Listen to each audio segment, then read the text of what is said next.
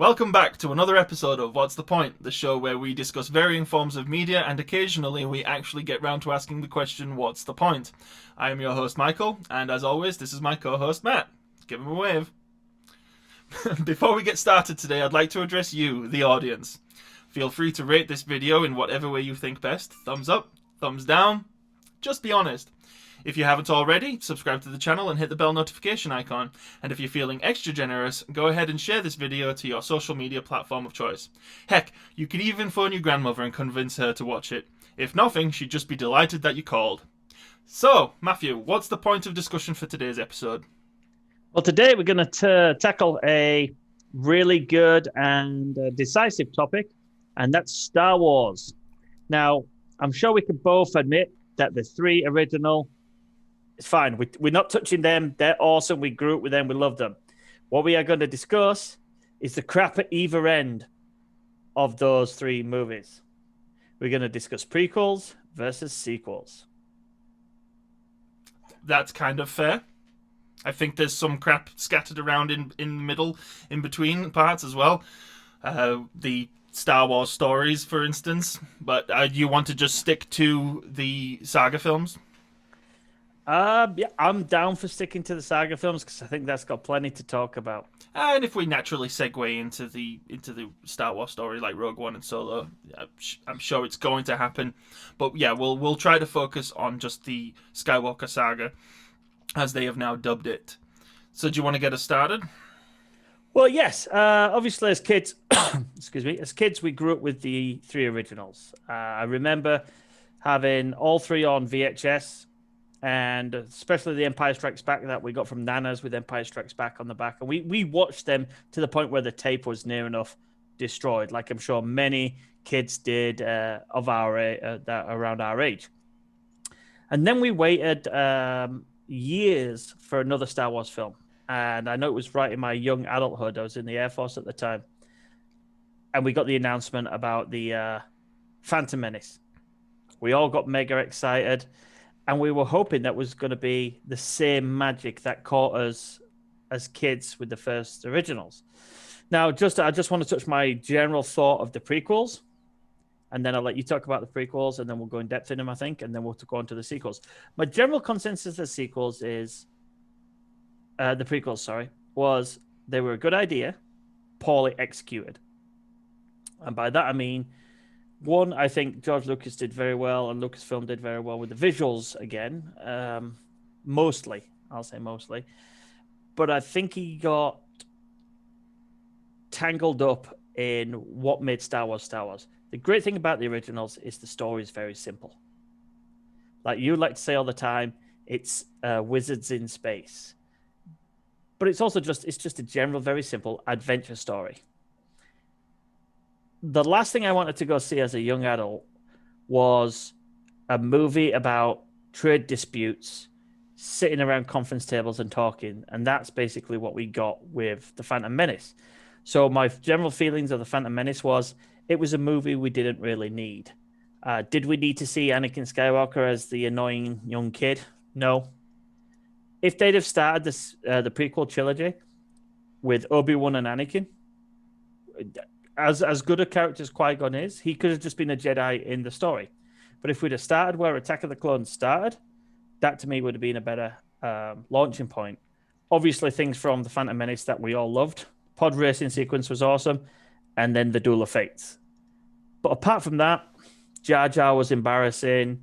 The Gungans were very racist. The Gungans weren't racist. The take on the Gungans was racist. And I think they missed the mark massively with there. So what do they do for the second one? Do they improve it or do they double down on the garbage that was the first one? And unfortunately, they decided to double down. And they thought the best way to cure the boringness of the first one was to throw as much special effects at the screen to see what would stick. And it was just a complete mess.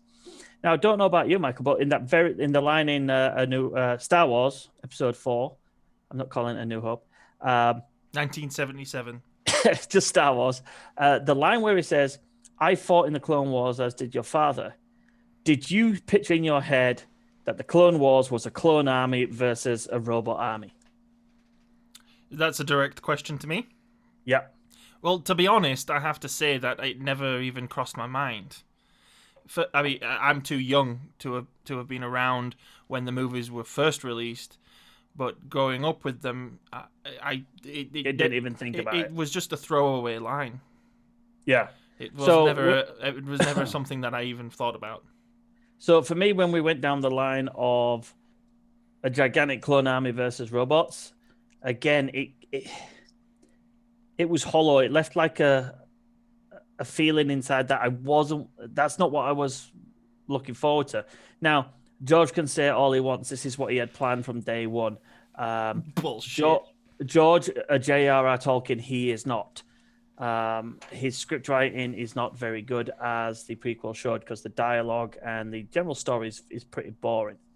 So I'm just gonna so the Attack of the Clones was abysmal. Then we moved on to Revenge of the Sith.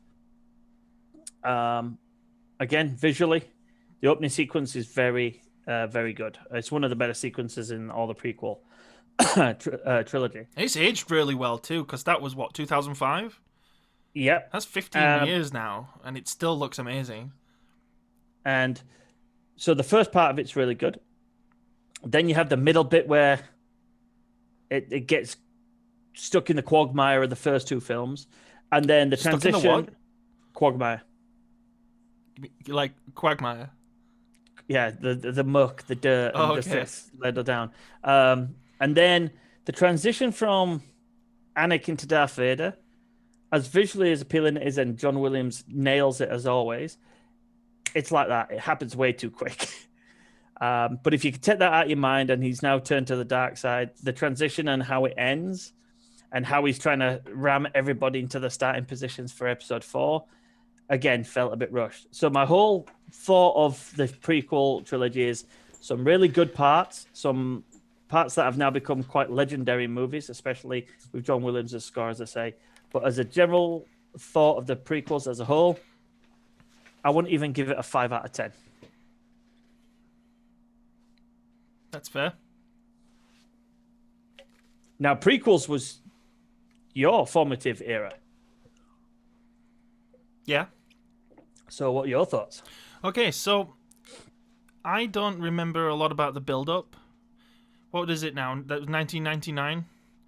Yeah, millennium, turn of the millennium. So I was 12, 13. Sorry, I gotta switch my headset around here real quick. I'm getting a little bit of vertigo having this on right on right, left on left. There we go.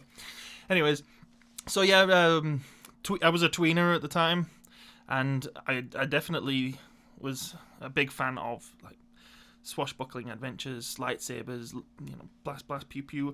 I grew up on Star Trek, also grew up on Star Wars, so I was going to be keen for more adventures with characters using using these things, using lightsabers and whatnot. I remember we got the remastered versions of. Not the remastered version, sorry, the special editions of the original films in 97. Those abominations. Yeah, but what they did do, though, is they definitely reinvigorated that interest in Star Wars, especially for those of us who hadn't grown up with it, for those of us who came into the world after they were initially released. So I got a little bit of a boost of excitement from that. And I remember... we had a magazine. It might have been Empire magazine, but it was a magazine which had promotional material of what to expect for the Phantom Menace, and I remember that being my earliest memory of the Phantom Menace. I do remember going into the theater and watching it. I'll always remember that because I remember the disappointment. There's a lot of people these days who say things like, "Oh, the prequels weren't that bad, and they're definitely not as bad as the sequels." But my memory of the prequels has always been bad, especially the Phantom Menace. And my disappointment was often born out of the fact that I actually didn't think Qui-Gon Jinn was Qui-Gon Jinn. I thought he was Obi-Wan Kenobi. Because, I'm a tweener, I don't know much about the world. I see a picture in this magazine of this old Jedi guy, and I'm just immediately assuming, oh, old Jedi guy, that must be Obi-Wan. I thought Ewan McGregor was playing just some random Jedi trainee. And so my disappointment was mostly born out of that, which that's like I say, it's kind of it's like a tween thing to be disappointed about. It's not exactly intrinsic to the movie, but as I'm watching it and I'm like, oh, that's Obi-Wan then. I'm getting even the disappointment starting to mount. I became increasingly disappointed because now I know this is Obi-Wan and he's barely in it. The only real significant thing he does in the whole film is defeat Darth Maul from the low ground, mind you. Yes. So I was just very confused coming out.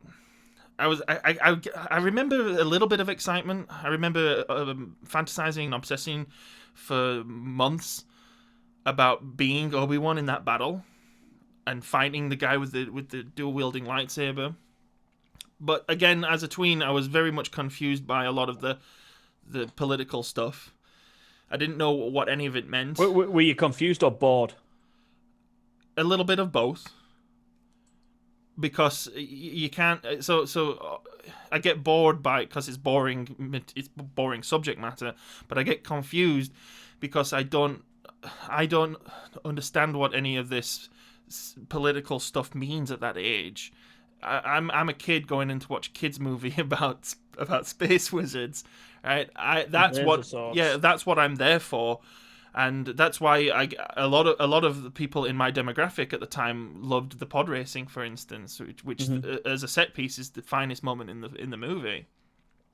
So, very very confused, very disappointed when it comes to the Phantom Menace, based on it not being. I guess it's kind of the earliest example of my expectations getting ruined, like it not being what I expected it to be.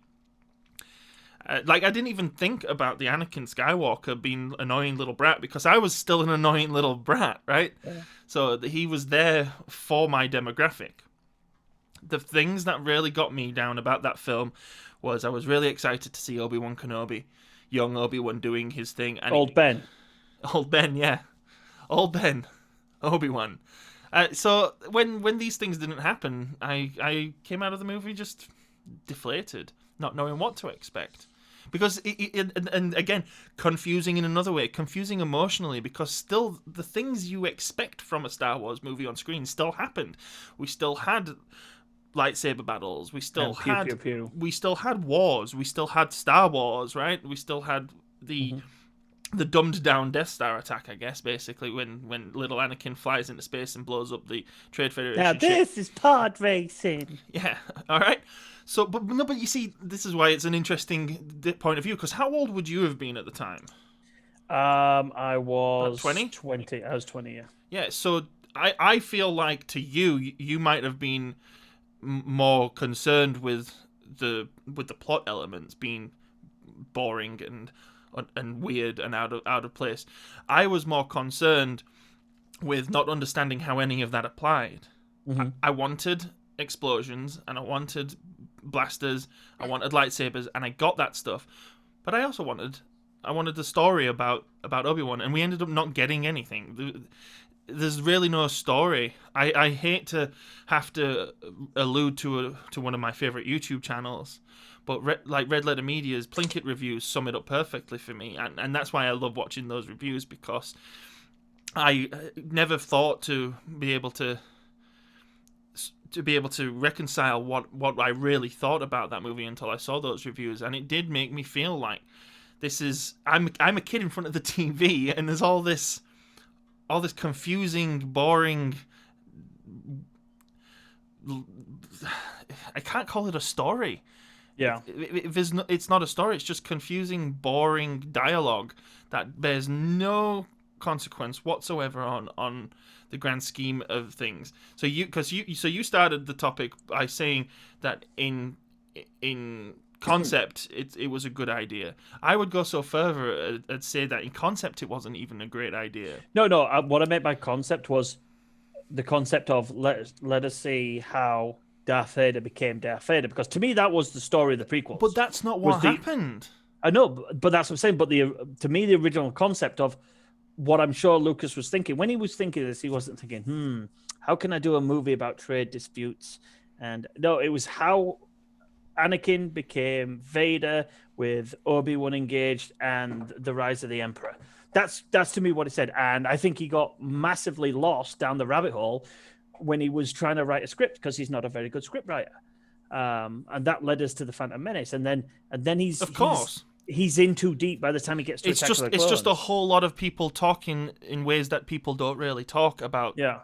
About Star Wars related politics. Well, most space related politics, because at least Star Trek can get that kind of stuff right. Well, from time to time, that's also time. That's also its own conversation. Star Trek is more designed to tackle those kinds of that kind of subject matter. Star Wars isn't. Star Wars is it's about family. it's a character driven experience. So I should have got more, I guess, from we should have got more from Obi-Wan. Killing off the. Do you think that's where the movie should have started, with Obi-Wan training? I'll get to that. You know where I'm going. You know where I'm going with this.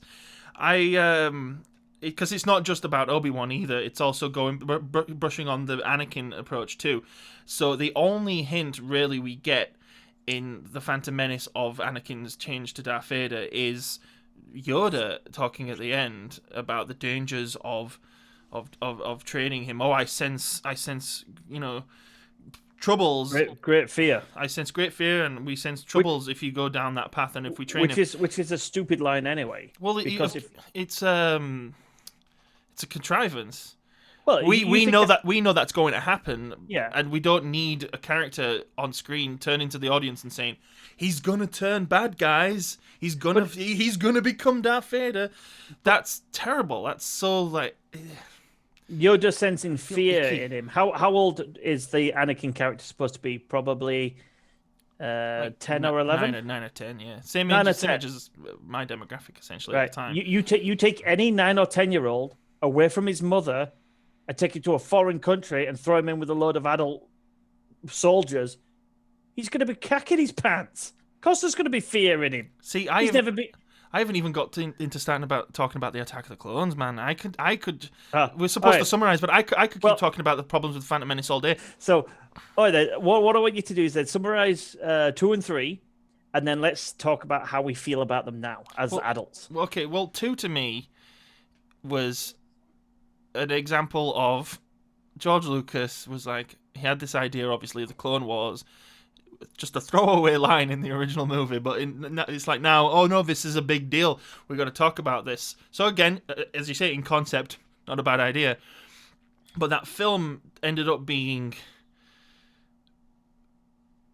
just a disaster when it came to what it did with the relationship between Anakin and Padme. The interesting stuff, funnily enough, in my opinion, in that film, was the Obi-Wan going out and finding out about the clones and the whole conspiracy behind everything. See, I knew Palpatine was the Emperor right from the get-go, even as far back as seeing the holographic image of him in Phantom Menace. But it don't take a genius. Well, not because that was pretty obvious. Well, yeah, but I was 12. All right, I get what you meant from his point of view. I knew because of the name. Now that name Palpatine had never been dropped in Star Wars before. We just knew him as the Emperor. Mm-hmm. But I had this little companion guide that I got from a gift store in the Yorkshire Dales National Park in England. You mean the one that gives away the entire plot of the movie before the movie comes out? This was before the Phantom Menace. This was promotional material for the special editions. Right. Okay. It was this little binder, and did they call him Emperor Palpatine? He was called Emperor Palpatine in that book. No shit. That's why I knew as soon, because when she says that they're having a discussion over the phone. Over the hologram, and the Trade Federation blocks his signal, and he goes down, and Queen Amidala's like, Senator Palpatine. I was like, I'm Palpatine. That's the Emperor. Okay. So, I think that's where they really should have been leaning into the story in the prequels. It shouldn't so much have been about Darth Vader's fall, because we know it's going to happen. They should have concentrated more on character development with Anakin specifically, and made the story more about Obi-Wan unravel Detective Obi-Wan unraveling the mysteries of what was going on, and Yeah. and it should have been Obi-Wan who found out. Well, let me get you back on track. Go over the 2 and 3 as you fought as a That's what kid, I'm and then doing. I'm saying Oh, you fought this as a kid. two should not have been what it was. It should have it should have been a completely different movie in my eyes. I didn't want to see this blossoming relationship between Padme and Oh, the Anakin. CGI mess that ended up there. They put themselves in a ditch because that's how he'd essentially set up this was going to be the way he fell. He falls because of his emotional attachment to Padme. That shouldn't have been a thing. He should have. So we did it. So if you take that out and have his fall to the dark side be more of a tragedy, be more of just because of who he is. You know, the more he tries to do good, the more he fucks up, basically. Yeah, the more he fucks up, the more bad he does. But instead, making it all about his relationship with Padme ends up taking the second movie and turning it into this just awful mess where he's complaining about sand and freaking out about being a psychopath, murdering women and children. Tusken Raiders, we know, but as we know now from The Mandalorian, they're actually civilized. So not only did he just kill women and children, but they weren't monsters; they were civilized women and children. So that makes it even worse. So yeah, I could rant about the prequels for days, man. Okay. Revenge of the Sith, however, at that point the damage has already been done. But if you take the Revenge of the Sith, that should have been the prequel trilogy. You could have just taken the whole Clone Wars, started the first movie with the Clone Wars already in full flow, already happening, and then make the 3 movies about the Detective Obi-Wan and Anakin trying to figure this out, trying to figure out what's going on, who's the bad guy, why things are the way they are, and sprinkle in moments of Anakin's slow descent into becoming Darth Vader. He should have been Darth Vader long before he is in the prequels, in my opinion. We should have seen more of Darth Vader, like as a human without the suit. We should have seen that for maybe a whole movie. So well, okay. So as an adult, then the first 2 definitely haven't aged well, and like you say, I'm with you on this. Could you imagine if we'd have sat down in 1999 and the opening sequence was the opening sequence from Revenge of the Sith? These 2 buddy Jedi's kicking ass, and that's how, and they save the Chancellor, and the Chancellor is Palpatine. He's not windled his way in; he is the Chancellor. Yeah, that would have been outstanding. And they don't have to save him from Count Dooku. Count Dooku's not there. They save him from Maul, but Maul gets away. And then the entire string of the movies, Maul's the main bad guy, and that's who you focus on. Mm-hmm. And it's only at the end you reveal that Maul had a handler, which was the Emperor. That would have made way more sense to me, because then you get the buddy feeling that Alec Guinness did so well portraying that he was a good friend. And you could have had the third movie of Obi-Wan trying to get to Anakin to turn him back, maybe, or something like that. The thing I wanted to see with the turn for Darth Vader, though, or Anakin to Darth Vader, was, like you say, the fact that they used his love for Padme as the way to turn him. I'd have preferred to have seen it like what he's like after he does kill the Tusken Raiders. That he gets a bit of a kick out of it. The power. It makes him feel strong. That would make Darth Vader more menacing. Mm-hmm. Because Darth Vader's widely thought of as the greatest villain of all time. But seeing him as this whiny little kid and then this love-struck 14-year-old that doesn't like sand, it takes away from Darth Vader being Darth Vader. So as far as I'm concerned, the prequels, Phantom Menace hasn't aged very well, and I don't have all this, like you were saying at the beginning, people now saying that the prequels are good. I still think the Phantom Menace is a terrible movie with 2 outstanding scenes in the pod racing and the Duel of the Fates at the end. Mm-hmm. I also think, which I didn't really think of as a young adult, it's incredibly racist. There's not only the Gungans, it's the Trade Federation as well. Yeah. That is disgracefully racist, making them out to be Chinese and money hungry and all this. It's disgusting. And then that the thick barbarians speak Christ, what accent would you call that? Like Caribbean, maybe. It was definitely aimed at a color, No, people of color. it's just it's not even a matter of that. It's just a matter of George Lucas's poor taste. Yeah. And Um, I basically summarize the prequels as just too complicated and a classic example of where less is more. You look at the original three were not ridiculously complex, bogged down in minutia and over the top well, world building. The world building was mostly visual, yeah, and the prequels were just too much, just too fussy. You look at the original three. The first one is a simple case of boy finds droid, boy goes on an adventure to help princess, rescues her, then has to fight the bad guy. Mm-hmm. That's it. And then the second one is opening battle sequence, then 2 stories of boy goes off to learn his skills as a Jedi, and they're on the run. Yeah, it's a hero's journey. The whole thing is just a hero's journey.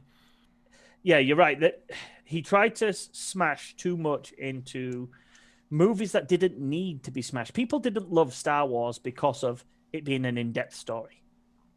But here's something I just looked at. At the same time that we were getting The Phantom Menace and Attack of the Clones, which we both just agreed, very bad movies, we got Lord of the Rings. Mm-hmm. So there you go. There is how you do an epic movie with great story written by Tolkien. You could still do an epic space adventure, but you don't need to go deep into story. It's just, like you say, wizards. And I disagree. swords. There's a big difference there because the Lord of the Rings, you've got already this source material that you can work with. When it came to the prequels, he was making it up as he goes along. So I just want to come on to source material in a little bit, though, but just about those 3 movies, though, Michael, not having the source material doesn't mean that you can't make a good movie. Like, that script could have been written way better than it was. It was the fact that he was the director, the producer, the screenwriter. Like, why is Empire so good and widely thought of as the best of them all? Because he doesn't direct it. He lets the loose and lets some more creative juices come in. I think because he took I have to control everything kind of persona to the prequels. It didn't allow different creative influences to come in from all different angles. Mm-hmm. There was never that sounding board of someone going, "Hey George, you know that bit with the kind of like Trade Federation? That's a bit shit. Shouldn't really do that." Because he was what does he say? It's like poetry. It rhymes. It's like, what, George? You full of shit. Well, Don't do that. And we knew that about him all the way back in Star Wars 1977. There's that famous quote from Harrison Ford about him calling him out, saying, I don't know the exact quote, but he basically he called George out with the script and said, "Look, man, you can write this shit, but you can't say it." That's a perfect way of summing up George Lucas's script writing abilities. It ain't like dusting crops, boys. Yeah. But again, bad dialogue. I can let bad dialogue go if the story's good. Well, that's why the first 3 films worked. Yeah, because the story and the chemistry of the actors were great. Mm-hmm. Now your prequels, as I say, the first 2 haven't aged well because they weren't very good to start with. So it's not that they haven't aged well; they just weren't that good to start with. But they haven't aged well either. You look at the actual film craft with them. The effects of Attack of the Clones. The effects are terrible. When you look at the Attack of the Clones, everything is on a green screen. They barely built any sets. That's just because they didn't have Weta. Yeah, but Weta made their own mistake with their own prequels. Yeah, they did. Yeah. Which is an episode, a future episode. But so I'm with you. I think Attack of the whatever you wanted to call the first prequel should have started with that like opening sequence from Revenge of the Sith, 2 Jedis at their peak fighting against a clone army. Now you can say it is Attack of the Clones. It's fleshy clones versus robot clones, I guess. But that's how it should have started, and then it should have been. They should have. The great thing about the originals is the chemistry between Han, Leia, and Luke is fantastic. Throughout all three movies, they have a real on-screen presence. We never really get that feeling with any of our characters. Like Samuel L. Jackson begged to be in Star Wars. Of like, awesome, there is a guy who has lots of emotion, and he's one of the most cardboard characters in it. It's ridiculous. They're all It's like, they're all cardboard cutouts in that film. like, yeah, I think they definitely missed the mark there. They kind of, I won't say saved it. There's no guess about it. Of course they did. You can't hire an actor like Samuel L. Jackson and then not expect him to be animated like Samuel L. Jackson. Like, Jackson is. Of course he doesn't have to be saying motherfucker left, right, and center, but you take away Samuel L. Jackson from Samuel L. Jackson, and you've got nothing. You've got a cardboard cutout. And again, and this boils down to this whole idea as well that in the prequels, the Jedi were these celibate monks who have no emotions. I never thought that's what a Jedi was. Do you know what I thought as a kid? What a Jedi Knight was? What? Was like an English knight, but with a fucking laser sword. Yeah. Well, and so they magic powers too. Well, yeah, magic powers, but they were all buddies. They drank, they hoard like knights did. Not English knights. You mean medieval knights? Yeah, remember there was knights all over Europe. It wasn't just English. Right. I was thinking more of if we were going to see the Jedi Knights, it would be like a King Arthur and Camelot in the Star Wars universe. Yeah, like those kind of. You'd have had Lancelot because Anakin is like the Lancelot character. He's the one we all fight for. That then fell to the dark side. What about what they did to Yoda as well? So when I watched the Empire Strikes Back is the one we watched the most because we had a VHS recording of that film, and you remember the one which didn't have the title crawl? The one that I mentioned at the start of this podcast. Yeah, it basically started at right after the probe droids have landed on Hoth. Yeah, at Hoth. Yeah. Yeah. Empire Strikes Back was written on the tape in scribbled ink. Nana filmed it for us. It had commercials in the middle. I thought you were talking about Nana's copy of Return of Jedi. Sorry.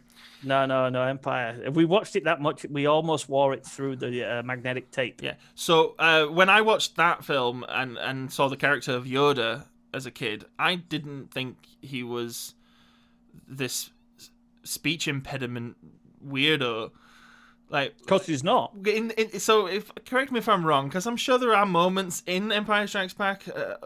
I don't think there is. I think the first time you really hear him use his reverse speech when he's not playing the character of the little swamp guy is in Return of the Jedi when he says, "Your father, he is."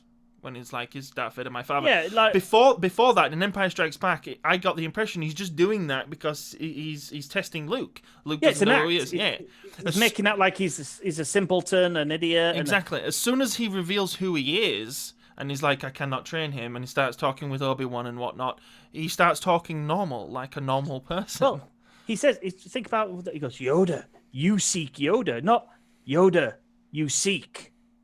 You seek. Yoda, you seek. Yeah, it's you seek Yoda. He speaks to him normally. So I don't know where this reverse thing came from because they doubled down on quadrupled down on it in the prequels, and it got annoying. Mm-hmm.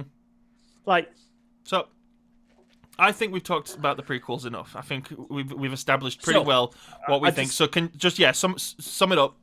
So I'm happy to finish talking about it, but I would just want to put to it that with no source material, you can come up with good, intriguing storylines if you know what you're doing. And I believe that Dave Filoni has done that with the Clone Wars TV show, which is way better than any of the prequel films.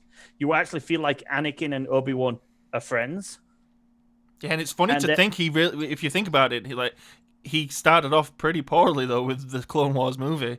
Yes. It's very lucky for him that he got a second chance at that. But I will say this, how many TV shows, though, nail it straight off from the first episode? Not many. The first season of nearly enough every single show. Of some. That's a pretty bold statement. Well, Firefly. They had one season. Yeah, but why did that have one season? Was it executives that stepped in? No, so it was cancelled because it had bad ratings, but it happened because the network aired everything out of order. Right. So See, like, I only watched Firefly in the box yeah, set. they so I they never didn't watched- even get the pilot episode where the characters are all set up and Yeah. they meet River and Simon. That was aired at the end. That was the last episode yeah. aired. So, So yeah, no, but as I said, Firefly is from episode 1 is just an amazing. I was going to say amazing because I TV watched series. I watched it in DVD and I probably watched it in the order it was supposed to be released. Yes, yeah, that's Yeah. how the. But what I'm Blu-ray saying is a released lot too. of shows first seasons. I wouldn't say bad. because Battlestar normally, Galactica. normally if they're bad, they don't get a second season. But generally, BSG the was first great. season, yeah, but remember, the first season is generally not the strongest. I know what you're saying. It's the first season that makes or breaks a TV But then- series. then If a Filoni series gets went on- cancelled, it's because of the first couple of seasons not doing well. But then Filoni went on and did Rebels, which is completely new. It's not even got the Clone Wars to base in. It's completely brand new, so two different series there that were awesome with no source material. So George could have done better, and I think we both agree that it's because he didn't allow any other creative juices to flow into the mix. It was all Lucas juice. If that sounds odd.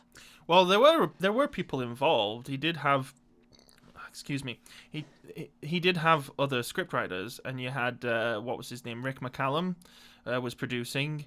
It's just that he had more of a. He was more of an Emperor Palpatine. He had more of executive control over it. Yeah. He could say no. If someone made a suggestion and he didn't want it, and he was 100% adamant about it. George's way or no way. He was the ruler, for lack of better word. So, I'll let you lead off on the sequel trilogy then, Michael. Well, because, real quick, what do you think was the point of the prequel trilogy, in a nutshell? What was the point? The point was to show us the demise of Anakin Skywalker and the rise of Darth Vader. Money. And I think they completely missed that. And George was just trying to make a shit ton of cash. I think George had just realized, that not enough people wanted to buy Boba Fett figurines anymore, or Salacious Crumb figurines, so he needed to create a whole new list of Transformers to sell. Yeah, the one character that they never did that I really wanted to buy was Sleaze Bagano. Where was he, man? Do you know what? I bet there is one. I wanted my Death Sticks character. Tell us in the comment section if you know. Well, you can buy him when he's a Grand Admiral in the sequels. Yeah.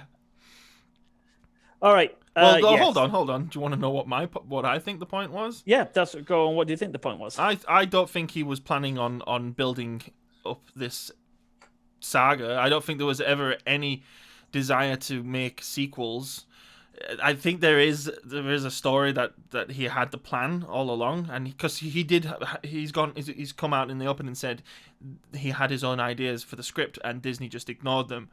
But I think when he was making the prequels, it was mostly money driven, and that's why I don't think he really cared too much about other people's influence and exterior output on the direction that the film should take. He just wanted to create as many things that he could put on screen and then sell as product. So call me cynical, but that is. That's just what I honestly think. Otherwise, I do think if it was about the filmmaking, we wouldn't have had green screen sets and cardboard cutout characters. We would have had something. I'm not saying it would have been great, brilliant, or even close to the masterpiece that is The Empire Strikes Back, but it would have if he'd have really been making the films because he cared about what he wanted to happen with the Star Wars universe, we would have gotten something that was slightly better and something that was more enjoyable to watch on repeat. Also, correct me if I'm wrong here, there was also lots of potential source material out there with everything that's been written down in Legends. Legends, yeah. So and there are some exceptionally good stories there. So, and all right, yeah, let's move on. Take us away with your thoughts on the sequel trilogies. Okay, well, it's hard to say which is the controversial opinion, because in today's society we're all so polarized about everything and anything. Politics, movies, sports, everything. There's one extreme or the other. So because every asshole's got an outlet on the internet. Yeah, Like and those two assholes. everyone's on YouTube trying to make a podcast series about things. Oh, I meant to ask you, did you think, I can't remember, because you were probably a kid and I can't quite remember, do you think there was theory crafting for the sequels? Because there was definitely prequels. There's definitely theory crafting for the sequels, and we're going to do an entire podcast on that at some point. No, because it was obvious what was going to happen. Yeah, we all knew Anakin was going to become Darth Vader. What could you theory craft about? And it's not even like there was any subtlety at all. It's like Count Dooku, for instance. There's this character that they didn't need because they had Darth Maul, but they needed him because they killed Darth Maul. Oh, so we thought. So, well, there's all of this like, oh, who is he? Is he really this bad guy? Is he really this good guy? Oh, he was a Jedi. He knew Obi-Wan. He's making these really good, compelling points about why they should separate from the Republic. And then in the final scene, it's like, oh no, he's Darth Tyrannus. He's Palpatine's new apprentice. All right, great. He's got a red lightsaber. Must be bad. All right, sequels, go. So yes, so this is controversial to someone. Obviously, it's going to be, but I don't think the sequel trilogy is that bad. All right. You've got to qualify that bad. There are problems, big problems, with all three movies. Because you know that the majority of people who enjoy the sequel trilogy, it kind of goes, it starts high and then slowly peters off, right? The Force Awakens is mostly accepted as the better of the three, and then Last Jedi starts to get a little bit touchy, and then Rise of Skywalker, it's you either hate it or you love it, right? So with the sequel trilogy, I think overall they're good. But what about them makes them better than the prequels in my mind is what we were pretty much closing up on the prequels about. There is that there were people that weren't George involved. There was multiple voices involved. Sure, we had our own tyrant in the form of Kathleen Kennedy, but there was Darth Kennedy, I think she's called. There was still multiple voices. Q lawsuit. Yeah, there were still multiple voices in the room. And as a matter of fact, there was millions of voices because what ended up happening to the Rise of Skywalker was a direct result of the outrage that people had from the backlash with The Last Jedi. So I enjoy them for the most part, probably in the same way that people who defend the prequels enjoy the prequels. They're films that I can put on and I can watch from start to finish, and I get the things I said that I wanted, right? I get the lightsaber battles, I get the pew-pews, I get those touching moments where you get that sense of nostalgia. It ticks all the right boxes in my mind, and it's something that Kevin Smith said on his podcast in response to The Rise of Skywalker. As long as it ticks all of the right little boxes, I can forgive the movie itself having film crafting issues such as pacing, such as plot holes. Okay, I'll come out and say it. There's plot holes in those movies. It's one thing the prequels actually kind of did fairly well. They were tidy. There wasn't too many plot holes in the Phantom Menace and the Attack of the Clones and the Revenge of the Sith. But the three movies that we got in the sequels are definitely there's plot holes. But as long as those little boxes were ticked, all they had to do was keep it simple, and it would be enjoyable. And that's why Rise of Skywalker ended up being so messy, and why it ended up being what it was, and it's the worst of the three. It's most definitely the worst of the three. For me, it goes in that order. It's Force Awakens the best, The Last Jedi is the least, it's in the middle, and Rise of Skywalker is the worst. And Rise of Skywalker gets problematic because so much is happening. It loses that simple factor. And you start to see even little elements of that happening in The Last Jedi. Realistically, The Last Jedi should have been an hour shorter than it was. It didn't need that climactic battle at the end, or at least if you're going to have that climactic battle, because it's probably the best part of the movie when Spectral Luke shows up. They should have had that sooner in the film. You Get rid of all Canto Bite. Yeah, you could cut out all the Canto Bite stuff, right, and just have Rose and Poe and Finn just be like, all right, we got to infiltrate the Star Destroyer and destroy this thing. And that just go straight to the big Star Destroyer, completely bypass Canto Bite. But yeah, it's fine. The sequel trilogies haven't ruined my childhood or any crap like that. I don't care about it enough for it to be. I can still go watch the original films and enjoy them. I can still put the prequels on the screen, to be honest. Fall asleep to them, mind you, but they're fine. They're So just no Star Wars marathon coming up then over Christmas. well, I never do that. You know, my marathon of choice is Star Trek. Always has Yeah. been. It's like that meme of the astronaut. And you look, it's all Star Trek movies. Always has been. Has been. So yeah, that's pretty much it. I'm not going to try to critically acclaim these movies because I don't think Star Wars ever was meant to be that. You had A New Hope, which became this iconic, Revolutionary. revolutionary film that was basically success out of adversity because there was a lot of problems that happened on set, and it was essentially fixed in the editing room. A lot of that movie was they when they were editing it, they were really worried about what they had, and they had to be clever with the way they edited how the whole film was portrayed. I think, correct me if I'm wrong, but I do believe that the battle with the Death Star at the end originally did not have Yavin. There wasn't the threat of Yavin being destroyed. What was actually what was actually going to happen was the rebels were just going to attack the Death Star because it's a weapon of mass destruction and blow it up. Adding that threat of them destroying the rebel base created some tension, and that's something that was added in the editing room. It was totally put in after the fact.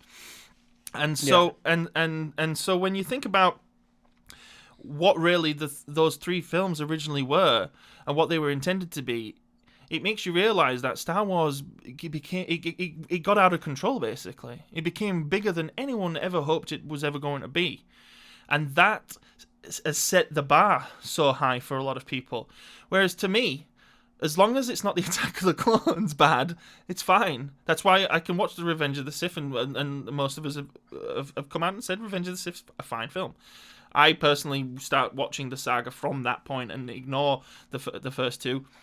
But as long as we get as long as we get just an enjoyable lightsaber swinging, blaster shooting, spacefaring, swashbuckling sci-fi fantasy film, I don't need it to be perfect. I don't need it to be Citizen Kane, right? So I've rambled on long enough. Let's see what you have to say about it. So obviously we had a big gap again from the end of Revenge of the Sith before we got our next Star Wars installment. Force Awakens. When they announced they were doing Star Wars sequels, obviously everybody around my age was getting giddy that we were going to get to see Han, Luke, and Leia on the screen again. So my first comments about the sequel trilogy is the counter opposite of the problems that was with the prequel trilogy. Prequel trilogy didn't have enough chefs and had one almighty Darth leader running it and turned out poor. The sequel trilogy had too many fingers in the pies. They didn't have a plan of what they wanted to do to me, if you're going to do a trilogy, it's either like the Sergio Leone trilogy, where they're all independent movies. What are those? Or The Good, the Bad, and the Ugly, Fistful of Dollars, a few dollars more. All westerns. Clint Eastwood's in all three, but all three completely standalone movies. Or you have them linked. It's a trilogy of a story. So it's basically one story split into three movies. The sequel trilogy didn't have that. Sequel trilogy just looked like... Can I say something real quick, though, before we move on from that? The original trilogy didn't have that, though, either. What do you mean? No one knew where that was going. Star Wars was going to be a standalone movie. They didn't know if it was going to flop or not. No, but they linked them together well. Well, yeah, they linked them together with our characters. They could have done that with the sequel trilogy. They didn't need to have They didn't need to have a predetermined idea of where they were going. I personally think that's a bullshit argument. No, but I hear that a lot. But generally, that having a predetermined idea helps you steer the boat. Like maybe a little sort of like concept, right? Yeah, which a concept of We're starting here. We're ending here. Make movies in between. Yeah. Now, The Force Awakens... But not in depth, though. No, it don't have to be in depth. But you have to have a general idea of which direction you want to go. Yeah, so storyboarding, basically. Yeah. So The Force Awakens, as I say, we all were hoping, the nostalgia people, to see all three of our heroes on screen again. And unfortunately, we didn't get that. See, I wasn't. I expected them to be there, but I always knew that these... But like you said, though, you didn't grow up with the originals. No, but yes, I did. I didn't grow up when they were coming out, but I still grew up with them. So just let me make this quick point. I already knew, or at least had the awareness to realize that these films were coming out 15 years too late for any possibility of having a direct sequel trilogy where we had Han, Leia, and Luke back on the screen together. Like, it was... I always knew that. I always knew we were going to be getting a passing of the torch scenario. Okay. Sorry to interrupt. Continue. If it was done well, then I'd have been happy with it. And the first movie, it wasn't. It was handled poorly. The first film was pretty decent when it came to that. I thought Han's inclusion was good. I wish they'd not done a soft reboot of A New Hope. That's my only thing that I didn't like about it. I love the visuals. I love the new characters. The storyline and it is soft reboot. And do you know why it worked for me, though? Because it was tried and true. We know it works, so do it again. Yeah. Throw in laser swords and space battles, and all of a sudden you've got a film that people can enjoy, that this audience that it's marketed for can enjoy. But my feeling was summarized by Han. It's just a bigger Death Star. That's exactly what I thought. I was like, and that's why they put it in there. I know, it was a perfect line, and it wouldn't surprise me if that was ad-libbed by Harrison Ford. To me, the biggest problem with The Force Awakens is that they don't understand how light works. Yeah. J.J. Abrams seemed to have forgotten that there's a limit to the speed of light, and that you can't. If you've got a big weapon on one side of the galaxy shooting planets on another side of the galaxy, why the hell can people on another planet on the other side of the galaxy see what's going on? Yeah, I like the new characters, and by far out of all the prequel sequels, the best character is Kylo Ren. Yeah, Kylo Ren is the best, and Rey was only really good up until the end of Last Jedi. They ruined her in the Rise of Skywalker. But the thing was, in Force Awakens, Rey's not a bad character. Kylo's the standout. He steals the movie, in fact. And Finn's good. But what they should have done then is realize, hang on, we have this charismatic... Nobody thought there could be another a Dark Jedi that could even be looked at towards Darth Vader, and Kylo Ren did a really good job. That's when they should have decided for the second one, this is going to be our focus of our sequel now. It's going to be Ben Solo. And no offense to Daisy Ridley, but even throughout The Force Awakens, Kylo steals the show from Rey. But every time he's on screen, it's the best part of the movie. But The Last Jedi did that, though. The Last Jedi was all about them, and it was all about this building buzzing relationship between the two of them, and it was handled nicely. This whole he kills Snoke and takes over, becomes the supreme leader. He reveals to Rey that she was nobody, and that she's been searching all her life for people who don't even want her, and there's people here who in her current life who do want her. Yeah. That was powerful. I'll get to Last Jedi in a bit. Let me finish with Force Awakens first. So, as I said, me personally, did I need a Star Wars sequel? No. But then they came along. And Force Awakens was a fun ride. Don't get me wrong. I enjoyed it. The visuals were awesome. Poe Dameron was a great character. The visuals were good. It was great to see Han and Chewie back. So I enjoyed it. And as I say, every time Kylo Ren was on screen, I thought it was awesome. Well, because tell me if I'm right or wrong here, it ticked the boxes. It tickled your Star Wars funny bone. And as I say, apart from the storyline being a soft reboot of A New Hope, they could have replaced Starkiller Base with Snoke's gigantic destroyer, and that's what they blew up at the end. Mm-hmm. They didn't need a trench run. They didn't need a super weapon planet.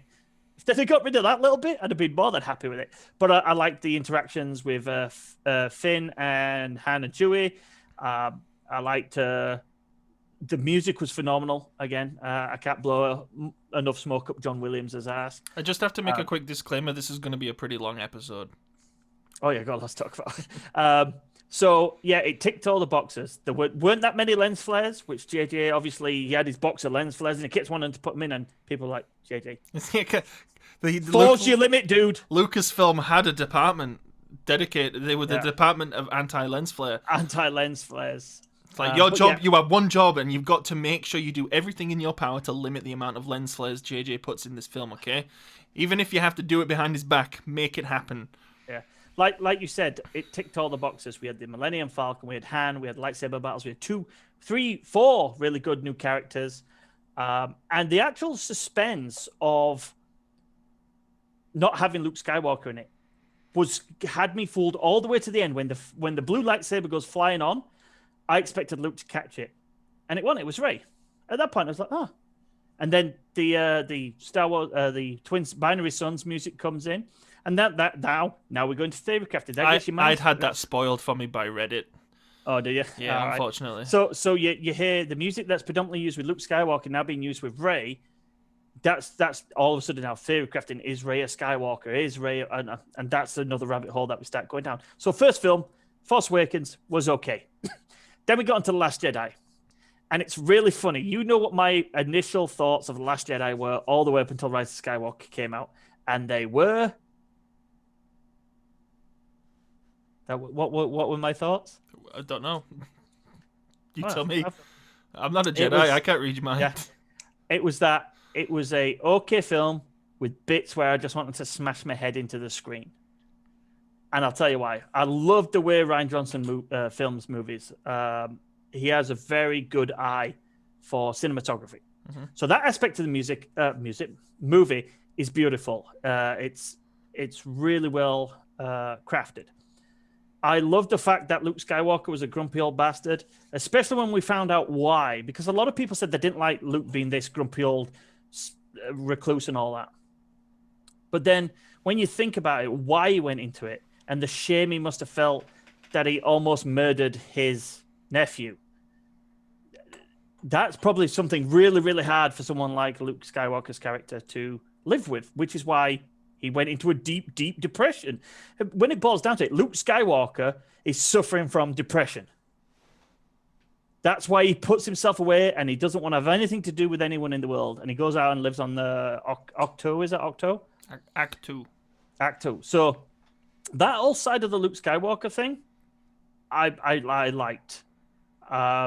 The Rey going looking for him was okay. Obviously, she was going to be the one that goes looking for him. I didn't like the fact that they just brushed over the fact that Luke's reaction when he finds out Han's dead, and I've seen the deleted scene afterwards, and why they didn't keep it in the movie. Mark Hamill is phenomenal acting. It's literally after the scene where he says to Chewie, "Where's Han?" Chewie growls something, and Hamill's depiction of his emotional feeling of knowing that Han's... This is where I feel like people are not given enough credit anymore as an audience. What happens is Chewie breaks in, and then Luke turns around and says, "Chewie, what are you doing here?" And then he says, he's looking around and he's like, "Where's Han?" And then it cuts. So, but what's wrong with that? No, because we don't need him to go and have a memorial and a vigil. No, I didn't say that though. To realize that he's obviously like, oh no, where's Han? But that's not what I'm saying. He literally said, Chewie growls something, which is probably saying he's dead. And then it's Hamill's reaction to the news. It was a scene that was taken out that maybe had been about 35 seconds long that really had emotional impact on the character that we love and like. But instead, we spend I just think it was minutes. more than enough for when I was watching it. I got the impression I was like, oh no, go watch that scene. What scene? The deleted scene of Hamill. I've seen the deleted scene.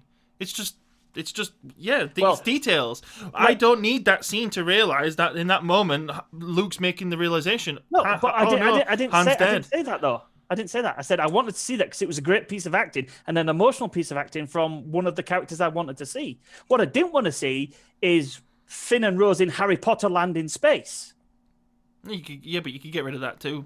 Yeah, get rid of all that shit because that doesn't even go anywhere. It's completely pointless. It kind of did, and then everybody bitched about it, and then they completely got rid of that whole plot thread for the Rise of Skywalker. But the whole point of that was to establish this idea that the galaxy isn't quite quite as black and white as we think, and anybody can stand up and answer the call and become the hero. Yeah, yeah. To me, though, that could have gone. So the really standout bit from Skywalker Last Jedi was Rey and Kylo. Yeah, I loved the whole Force dyad thing, that being able to communicate with each other over the Force was actually great. Felt that they had a real connection as well. Mm-hmm. And then that's transposed to when she turns herself in. From that point onwards, where she turns herself in, everything with Rey and Ben is gold in that movie. The way that they kill Snoke, didn't see that coming, and it was awesome. I remember in the cinema, the entire cinema was like, what the fuck just happened? And that was fantastic. The fight scene, yeah, there's some bits of choreography where the guy kind of like throws himself backwards and she's like 20 yards away from him. Can I ask you a quick question? She was using the Force. Hey, can I ask you a quick question? And it's a what's the point question. So everybody basically was mad because they wanted to know where Snoke came from, right? They wanted to know what his history was. And me, all I say is, no. What's the point? Like, yeah, it doesn't matter. He's a big bad guy who tried to get the Empire back, and he trained an apprentice who ended up doing what dark side apprentices do. Yeah, rose up and killed his master. Again, though, to discuss that, we're going to then have to go down why people wanted to know, because of the theory crafting they've done in their mind, which, as I said, is he Darth Plagueis? Yeah, it's like, who gives a fuck? In the original Empire Strikes Back and Return of the Jedi, we knew the guy was called the Emperor. We knew fucking nothing else about him. And then he gets thrown off a cliff. That's it. We never find out anything else. If the prequels come out, we never find anything else out about the Emperor. Mm-hmm. Darth Vader picks him up, throws him down the shaft. Game over. So the fact that Johnson did the same kind of thing with Snoke was excellent. And it left the spot for Kylo to take the center stage as the big bad, which was awesome. Great character, great actor, basically carrying the sequel trilogy at the moment. He's now our main focus. And then we come to the last fight scene. I'm going to touch on the Last Jedi bits that I really disliked at the end. But then we come on to the last battle scene, which you said we didn't need. I thought we did need. I thought it was awesome. It's not that we didn't need it. I spoke out of turn. It was that that needed to happen sooner in the movie. And if you got rid of the Canto Bight stuff, and just condensed it. Yeah, you could have had that happening in the movie at least half an hour to 45 minutes sooner in the film. Because even though we knew there was going to be a third one, what Johnson did really well was actually sell a sense of impending doom when there's only 15 or 16 of them left in the bunker, and they're using the weapon. You actually do feel like, holy shit, they could lose here. And then our hero shows up. Mm-hmm. Absolutely awesome. And it was funny because when I came out of the cinema, my initial reaction was I didn't like what had just happened. But then the more I watched it and the more I thought about it, it's the biggest bad baller thing we've ever seen a Jedi do. See, I loved it. I came out of Last Jedi super happy with what had happened. Yeah, and it wasn't until I started reading people's wild theories and their reviews of it that I started to learn anything about displeasure with things like Canto Bight and whatnot. Well, but I'm saying specifically on this end part, as I say, when my first initial reaction straight out the cinema was like I felt like I'd missed something. But the more I watched it and the more I've thought about it, he comes walking in. John Williams again, awesome. He has a phenomenal touching scene with Leia, basically telling her he's not here to save her son, which is what we all thought might happen. And then he walks out to face the entire First Order with a laser sword, like he says he was going to do on Octo. Mm-hmm. And I even remember watching it. I did not pick up on the clues that he was not really there. So when he vanished, I was like, what the fuck? What just happened? Mm-hmm. And it's only then back on rewatching it, you see he doesn't leave a footprint. There's nothing on his shoulder.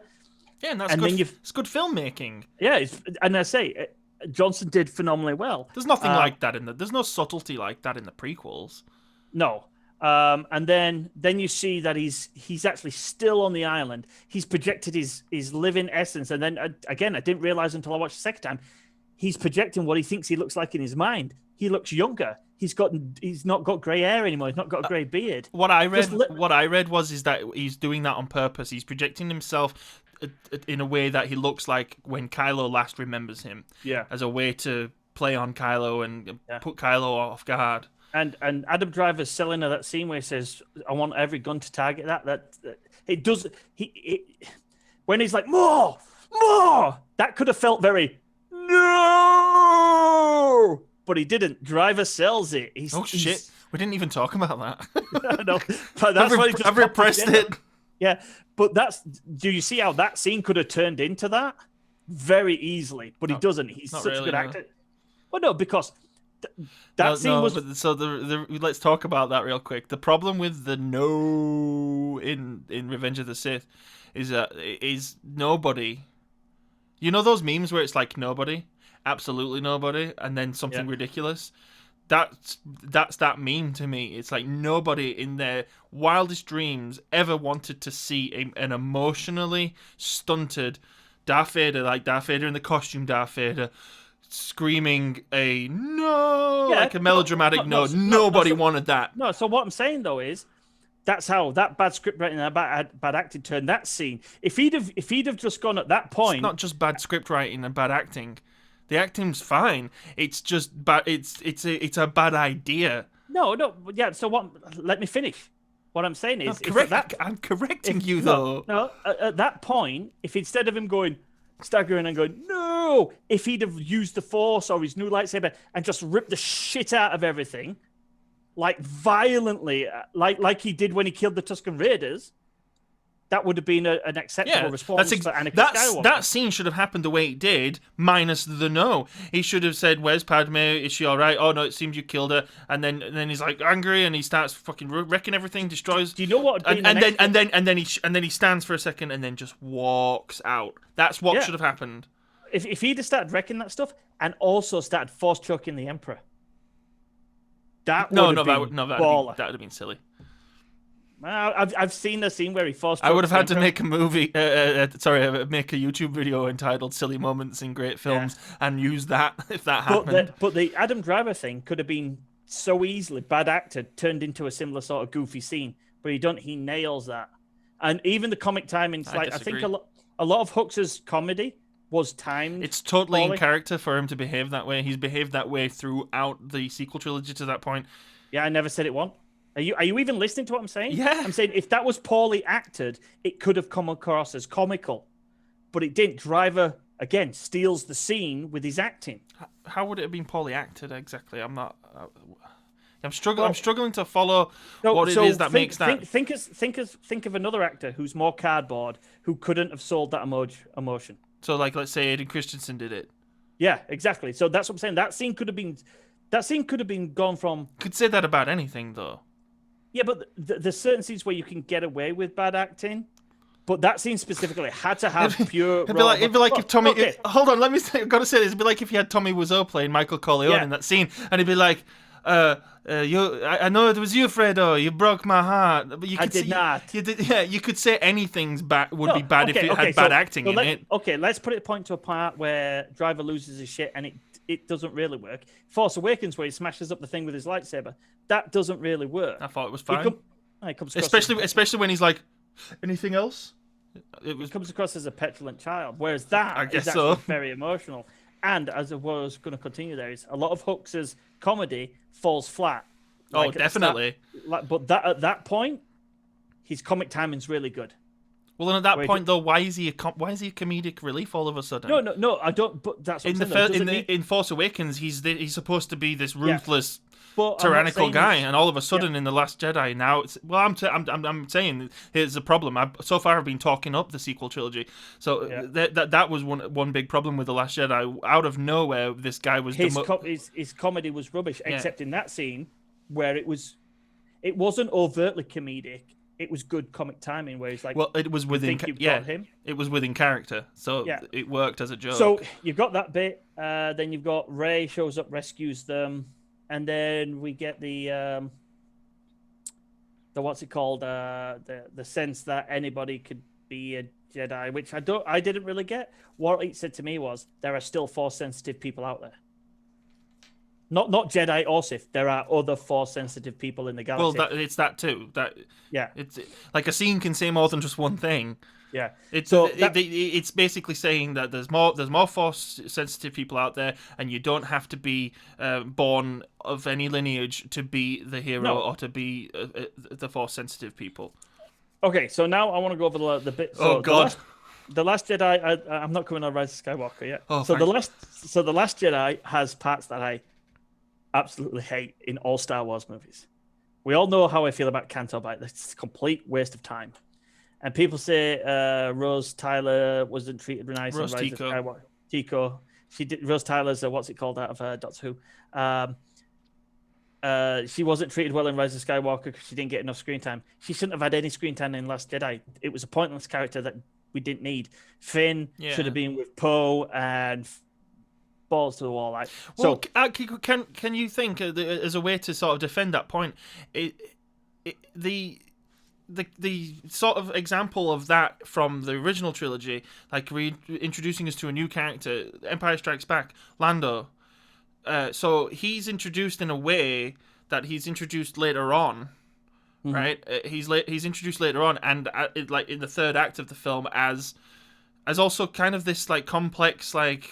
Oh, is he the bad guy or is he a good guy situation? Yeah. And then the other characters introduced in Empire Strikes Back are just purely background characters, like the guys who are fighting in Rogue Squadron at the beginning and whatnot. And you bring back Wedge but you don't bring back Wedge and make him a focal point. You just bring him back as just this. He's just this guy in the background. He's one of Luke's wingmen.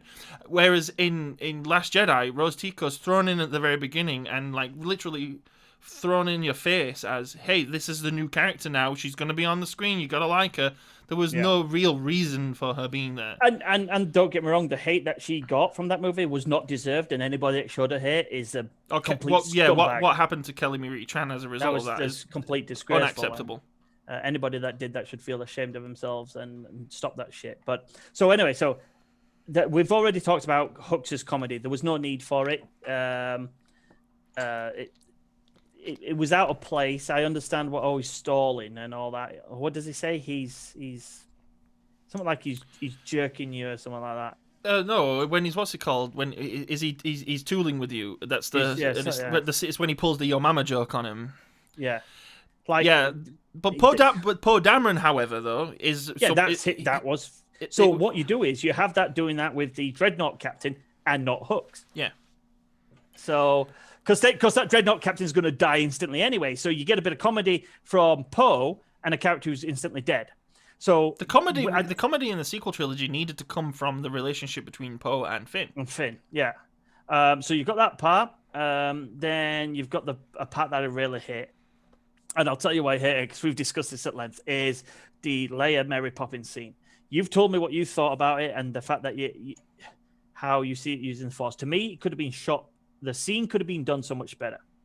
So basically, the scene was to bait and switch you that Leia's dead, and to show us that she uses the Force. That was the whole purpose of that scene. So to me, a better way of showing it, rather than show her out in space, waking up and then pulling herself back to the ship with the Force, or pulling the ship to her, it doesn't really matter which way it is. It's in space, so it's all relative. Would have been for the bridge to explode. Poe and Finn run there thinking she's dead. They look through the window, and Leia is like down on one knee, and she's holding the vastness of space back with the Force, while Akbar and all the bridge crew escape. And as she's backing up to the door, it's taxing her so much that when she gets to the door closes, she passes out. Okay, so I like the visual representation you created, but that's not how space works. What do you mean? You don't hold back. Okay, so she's holding in the pressure. She's holding in. So basically, she's stopping. Weren't you an astrophysics major? Yeah, but I'm trying to explain it to how it would look. It would look like she's holding back the vacuum of space, sucking out the air. And then that would be the force skill that she used, that and the strain that caused her to pass out. Yeah, I'll concede. Whilst it didn't really bother me, I wasn't one of these Mary Poppins Leia people. It just didn't look right. I didn't think about it, but I can obviously see why that visually was probably a silly choice to have her floating around in space. Yeah. Yes. And Okay. and her basically saving everybody in the bridge would have been a baller, because now you've still got Akbar alive, a character that is, like you say, a side character, not even kind of like he's on. Well, no, come on, tell the truth. You think that he's a beloved character, and in my opinion, as just a film watcher, he's just some guy who was from the end of the Return of the Jedi. I'll clarify this. He's some side character from the end of the Return of the Jedi, but I've got to be careful where I say it, because it's a trap. A lot of Star Wars fanatics love him. Yeah, so I did that. A lot of Star Wars fanatics love him. So how would it have been better if he'd have been saved, and instead of this new character Holdo, which, no offense to Laura Dern, she acted it out really well, but again, another character we didn't need. If it had been Akbar that had disagreed with Poe, and it had been Akbar that had stayed behind on the ship, and it had been Akbar that sacrificed himself. Is Holdo an admiral? Admiral Holdo, yeah. She is an admiral. So what confuses me... So yeah, I agree, she didn't need to be there. What confuses me about her existence in the Star Wars universe is they've got this little ragtag fleet, right? With how many ships? It's like I think it's 4 ships to begin with. Why is there multiple admirals here? What's going on? Like, hey, that's only the same as Lando in 2.5 weeks getting promoted to general. Yeah, exactly. General Calrissian. Hey, when the hell did that happen? So what you're saying? It took me 25 years. So what you're saying is that Holdo was actually just some communications officer or something, and when Akbar got killed, General Leia's in a coma. They were like, shit. Like, we need somebody. The highest ranking person we got is fucking Holdo. Oh God, yeah. No. So basically, though, there is comics with Holdo in it. That's where she came from. So she is in canon, but again, to give a send off rather than just get blown out into space in Kylo's attack, to give a send off to a character that Star Wars fans love, the Akbar character doing the Holdo role would have been better. Yeah, sure. It's just again coming back to that idea of like the more complex you try to make these movies, the more bogged down they become in that complexity. But I'm not, though. We didn't need Admiral Holdo. We did not. Exactly, that's what I'm saying. I'm making it easier. Yeah. We've got Akbar. Akbar gets saved by Leia, keeping the look, man. You're on the defensive here. Just relax. Everything I'm saying is attacking your opinions. Your opinions are valid. You've got a safe space. Holding your safe space around you like you thought Leia should. So Chill. As I say, so the comedy, the Holdo character, all Canto by the Mary Poppins thing, those were the things I didn't really like about The Last Jedi. There was nothing really on... And I'm in agreement on most of them. There was nothing really on Actor that I didn't like. I loved Yoda's cameo. Mm-hmm. Young Skywalker. Yeah, there was talk that apparently it was going to be Anakin. And a lot of people will say, oh, that would have been way better. And all I can think to myself is like, yeah, but... So, obviously Luke had a relationship with his father in the end. But he didn't have a relationship with Aiden Christensen, Anakin. No, honestly, what Luke needed? Well, what Luke needed at that point, yeah, he needed his master. Yeah, and that's what it was. That's why it could have either been Ben or Yoda. Now I understand why they went for Yoda, because you don't have to get Alec Guinness because it's really hard. So they just brought Yoda back. But I liked all the things like how they saw the X-wing, and I like the fact that she leaves basically with the sense that, fuck it, we got to go do it on his own. He's not going to help. I love that fact. That's why it made him coming back, to give them the time to escape. Excellent. So, initial reaction when Last Jedi came out was I wasn't a fan, but as time's gone on, I have grown to love it to the point where I loved it even more after watching The Rise of Skywalker. Yeah, by a proxy. But if The Rise of Skywalker hadn't come out, I would have liked The Last Jedi. But because Rise of Skywalker came out, I despise that movie so much. It's the worst Star Wars movie of them all. In your opinion. And I'm going to go why. Because it's a hot mess of steaming turds. Oh, you mean out of the Skywalker saga? Yeah, out of the 9 films. It is movie. number 9 of the Skywalker saga. There's no even if you like it, it is just obvious. It's so painstakingly obvious that it's number 9. I'm going to touch on it briefly because I don't even want to give it the time of the day, but it's a hodgepodge of everything. It shows real signs of that no one had a fucking idea what was going on. They dragged back the Emperor, which was completely stupid, with no explanation of how he got back and that he's all the Sith and all this garbage. The only good things from it were, again, the Rey, Ben, Force Skype. Really liked them, to the point where we learned that you could grab the necklace. There was way too much fan service of banging nostalgia. Did we need Lando? No. Well, we didn't need a lot of this movie, actually. The fact that they find this dagger with Sith. To be fair, Lando is used very sparingly. Lando is used in this movie in the same way Wedge Antilles is used in the original movies. Yeah, that's true. He's not like really in it that much. Yeah. But then there was so much shit that didn't make sense, like Exegol. Why make up a new planet when we already have a home for the Sith? It would have been a good throwback to Korra by calling it Korriban. I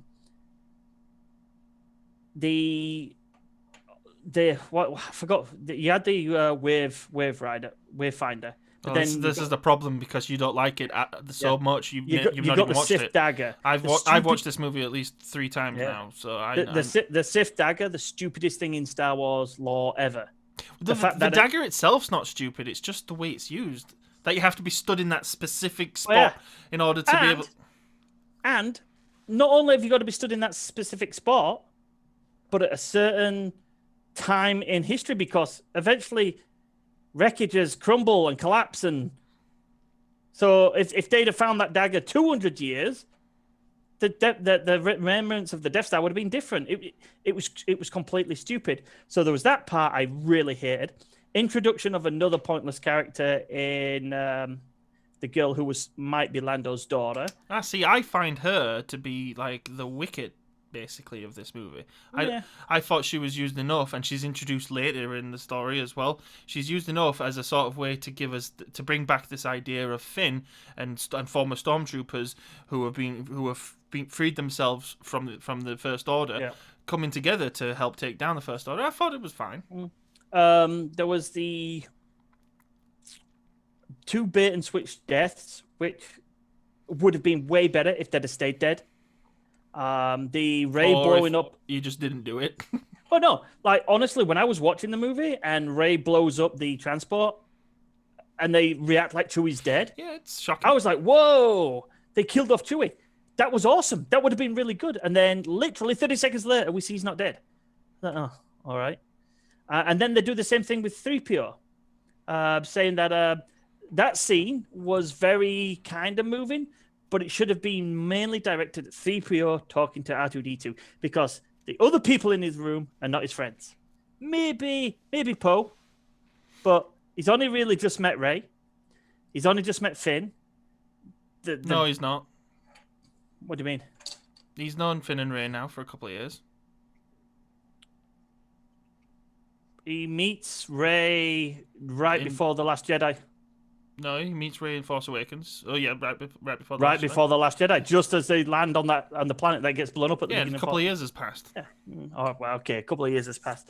We're supposed to get the impression that they've been that the adventures have been taking place in the same way in Empire Strikes Back. You're supposed to get the impression now that they've been doing stuff together for 6 or 7 months since Yavin 4. The only one that I could see actually having time with is Poe, but they missed a point there. He could have literally just been talking to R2. Oh, it's shit dialogue. It is. And then he sacrifices himself. Leave him dead. That was a character that's been in all 9 movies you've just killed off. When you keep killing characters and they keep coming back, death has no meaning. So didn't like that bit. C-3PO and R2-D2. Who cares? Yeah. So to kill off one of them would have meant. I think it'd have been bad form to kill off anyone in this film after the way people reacted to The Last Jedi. So I do understand the trepidation from the filmmakers to kill anyone. Then we're going to get onto what we discussed earlier before the show about Reddit writing Rise of Skywalker. So that scene was the 2 bait and switches were terrible. Ben's turned back to the light side. That wasn't too badly handled. I liked the scene with him and Harrison Ford. because we've known he's been conflicted throughout the entire movie. Mm-hmm. Then everything at the end is just a mess of crap. It's just like, really? So I have a theory about that, and I've just thought about it actually while we're having this discussion. It's a quick one. It's a quick one. Let me just go through the scenes, and then you can go through it. So, but I won't. I'll forget it. All right, then go ahead. It's a quick one. I'll brush on it. So, all these problems that you're talking about, you can even bring up Finn saying, "Oh, Rey, I got something to tell you," and then forget about that. All these things that they forget about, and all of these really contrived plot devices, like the dagger and everything. All of that battle at the end is basically, it's like, quickly throw a bunch of shit on the screen and hope they don't see that. Yeah, it's Attack of the Clones. Hope they don't remember that. Yeah, it's Attack of the Clones. That's all. That's all I wanted to say. So you got Rey shows up there and finds Palpatine that he's all the Sith and that he wants to possess a body and all that, and they start fighting and.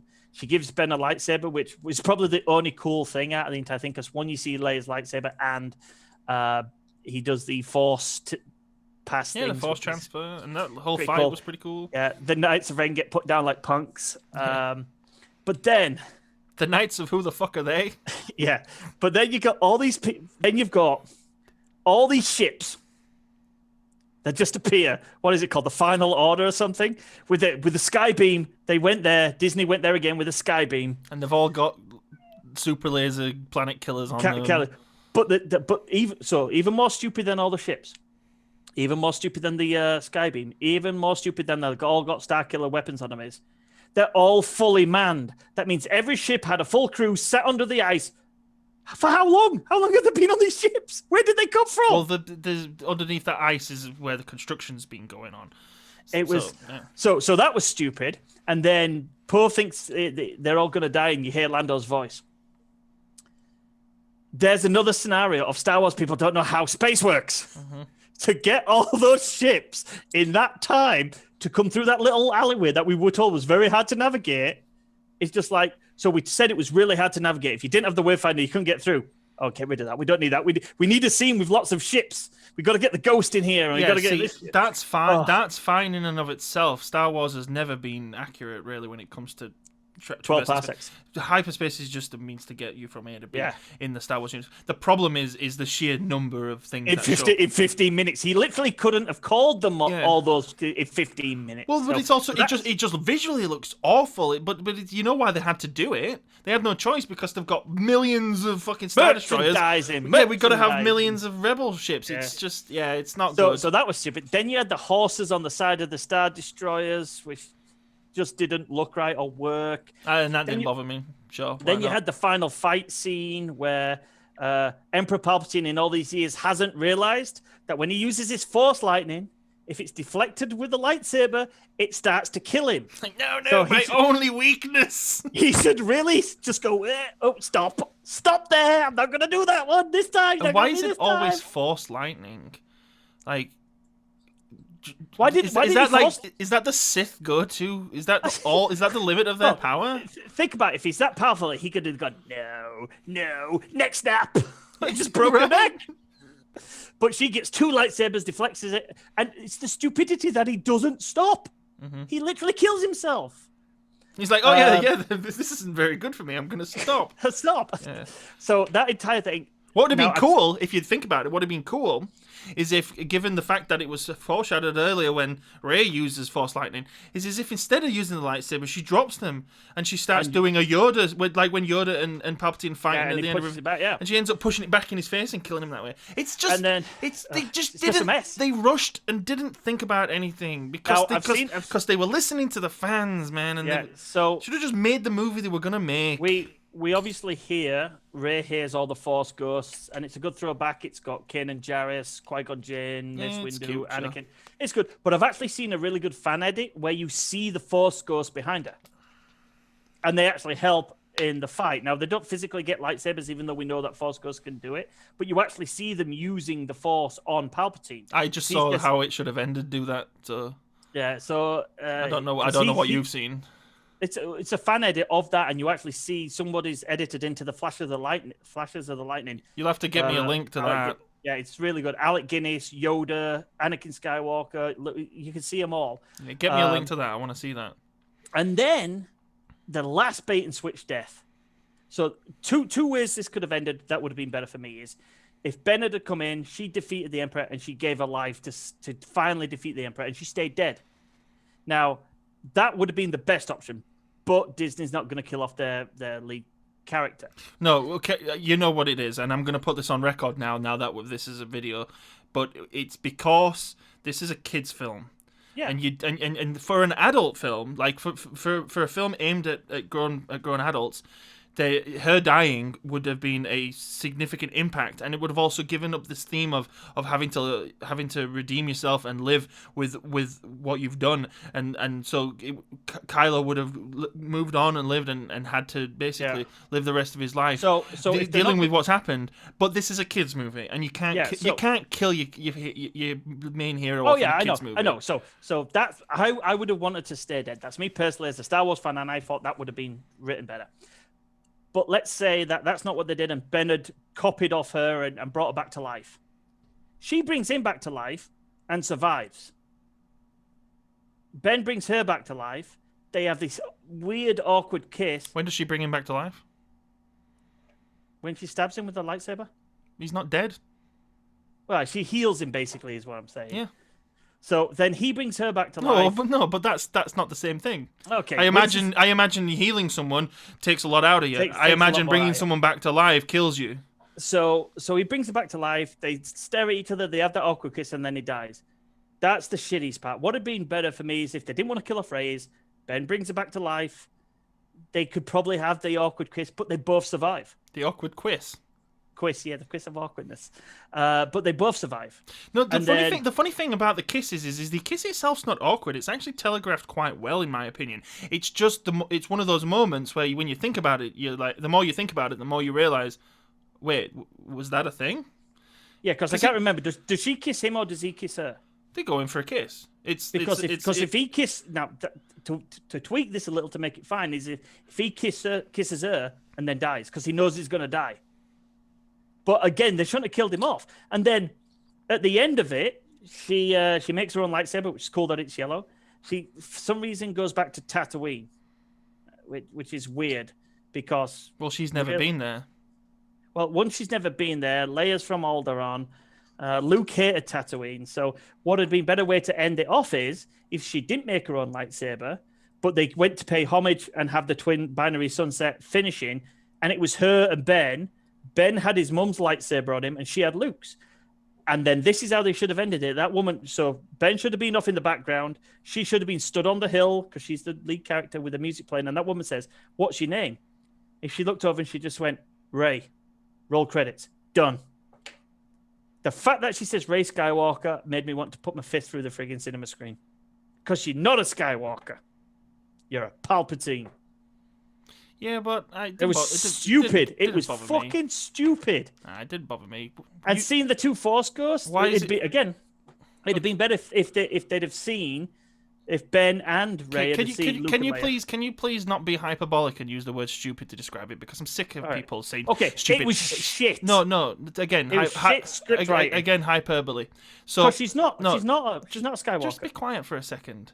So in the script.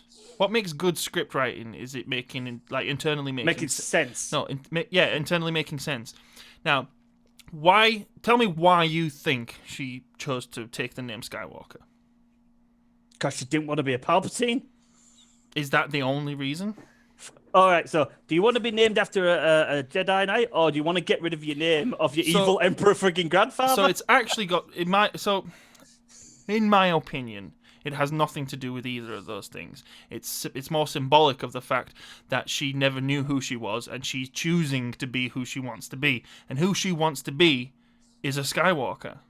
No, you're reading way too much into it. No, that's not reading too much into it. It's quite clear that that's what she's doing. There's one reason why it was there. It's because they named the film Rise of Skywalker, and they had to have a Skywalker Rise. All right, come on. You can be pedantic, of course. But that's why it's there. Of course. She should have just said she's Rey. But Rey nobody. Rey Sleaze Bagano. No, but that's not what she. That's not again. That's why I say it's symbolic of her realizing that she gets to choose who she wants to be. Yeah. If you go with my ending and she's there with Ben, she could have said Rey Solo, and that would have been a better ending. The symbology behind her just saying she's Rey would be her admitting that she's no one and she's going to continue to be no one. And that would have been awesome. Okay, yeah. But that's what it was. It was purposefully done to slap the Last Jedi in the face that no, she's not a nobody. She's a Skywalker when she's not. Well, we're getting to the point where we're going to have to probably wrap this up, and I feel like that's something that we can finish the overall discussion of what we thought of the prequels and sequels. I have to say, The Rise of Skywalker was so obviously, painfully obvious that it was a retcon and damage control from what happened to the Last Jedi, and it's so obvious that that's what they were doing, and it's so obvious that the reason it suffered as a film is because that's what they were doing. It was a knee-jerk reaction though, because there wasn't that much damage done by the Last Jedi. Well, and exactly, and to be honest, the real way that you fix a problem isn't by retconning, but by just vowing to make the next film better. We can use the prequels as an example. Phantom Menace. Not a great film. Not well received. Attack the Clones, not well received. A lot of the people complaining about whiny Anakin. So what did they do in Revenge of the Sith? They realized, okay, we've got to stick the landing here, right? We can't fuck around. This is our last chance to make this prequel trilogy come together and actually have a worthy ending and have a point. And they did that. Whereas with Rise of Skywalker, they did the opposite. They were like, okay, well, we've got to take all the crap that just happened in the previous film because everyone's bitching about it, and we've got to find some way of making it not happen and making it not be a thing anymore. To the point where they're almost like winking at the audience about it. And that's, to me... We've heard you. Yeah, ultimately, to me, that's where Rise of Skywalker fails. And that's where I think, since Disney took over and Lucasfilm, where the leadership hasn't really had a handle on what's going on.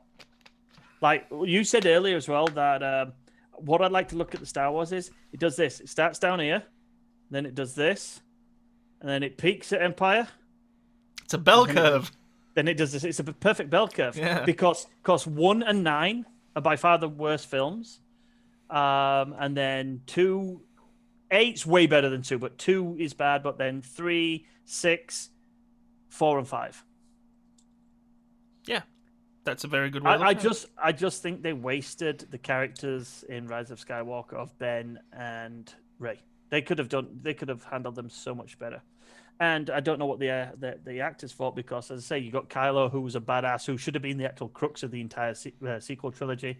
Well, Daisy Ridley's already come out and said she's not doing another movie. I don't blame her. No. So, and that's got a lot to do as well, though, with the treatment that she's got on social media. Because it wasn't just Kelly Marie Tran who got it. Daisy Ridley got a lot of it too. People have got to understand this. Actors are real people, and they can only act as well as stuff is written for them. Yeah, they can only work with what they've been given, yeah. It's very few actors out there that can take a really shitty script and turn it into a masterpiece through their acting. There's very few actors out there that can do it. And Star Wars isn't a place where you're going to do this. That's a great topic, actually, for a future discussion. I honestly think we should have a discussion in the future. Which actors do we believe can actually elevate a film based on their skills as an actor? By their chops, rather than... Yeah, that's a good... Let us know in the comment section below if you want to hear us discuss that. Because I feel like we could have a good conversation with that one. Any more points, Michael? No, I think we touched on it. We covered it. We've been talking for almost 2 hours. So. I would love to engage with Star Wars fans and figure out what they hear, what they think, and what they want to know. So if you are a Star Wars fan out there, please leave a comment for us to reply to. If you haven't hit the subscribe button, please hit the subscribe button and the bell icon for future notifications for more great content from TRS. Yes, and don't forget to rate the video too. And until next time, cue the music.